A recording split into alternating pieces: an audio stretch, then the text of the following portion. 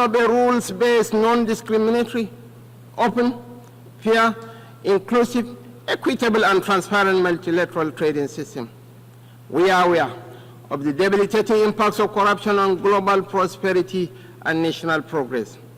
Process of corruption and illicit financial flows constitute a huge chunk of resources needed for sustainable development. The recovery and return of such funds to states of origin is a fundamental principle of the United Nations Convention Against Corruption. Therefore, the international community must promote practical measures to strengthen international cooperation to recover and return stolen assets and to eradicate safe havens that facilitate illicit flows of funds from developing countries to the developed economies. There is also the urgent need to promote fair and inclusive tax regimes in the world. Nigeria helped introduce the resolution on promotion of inclusive and effective international tax cooperation at the UN. We acknowledge the progress made in the adoption of the terms of reference of the UN Framework Convention on Tax Cooperation. We should deepen this initiative and work towards a UN Framework Convention on Tax Cooperation. Similarly, we must ensure that any reform of the international financial system includes comprehensive debt relief measures to enable sustainable financing for development. Countries of the Global South cannot make meaningful economic progress without special concessions and a review of their current debt burden. The present administration pays due regard to the imperatives of creating a conducive national environment for investment and the ease of doing business. Last year, President Bola Ahmed Tinubu signed 4 executive orders to curb double taxation. The government also established the Presidential Task Force on review of fiscal policy and tax reform. These measures are geared towards not only boosting investor confidence in Nigeria, but also to ensure investors make reasonable profit from their investments. Mr. President, Your Excellencies, distinguished ladies and gentlemen, while the world is transitioning into the 4th industrial revolution, Africa remains energy deficient. The push for the accelerated implementation of SDG 7, affordable and clean energy, therefore, must take into account Africa's precarious situation. Nigeria believes that natural gas remains central to the search for solutions to the energy challenges that Africa and the international community face. Access to affordable, reliable, cleaner sources of energy is more than an environmental or developmental issue. It is a key factor in social peace and international security.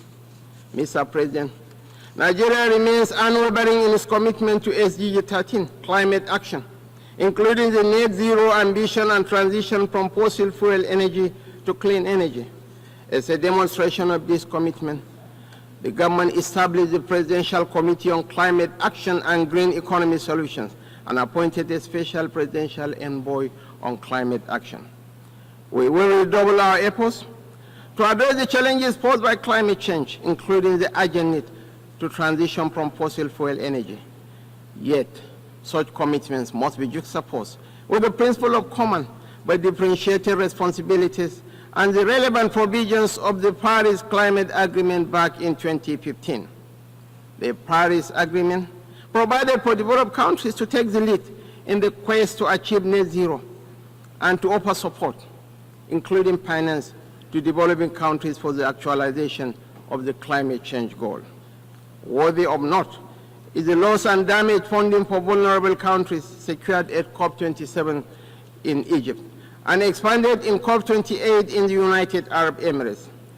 It is our expectation that this year's 79th session of the UN General Assembly and the upcoming COP29 in Azerbaijan this November will go a step further by providing developing countries, especially African countries, with access to the loss and damage funds, including the $100 billion pledged by developed countries to mitigate the negative impacts of climate change.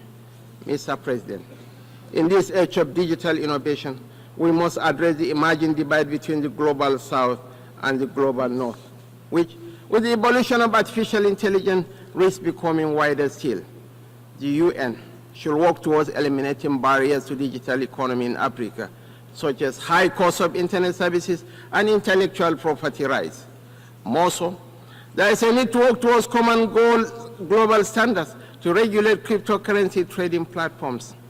This is the most effective way to provide confidence in these markets and limit the potential for instability.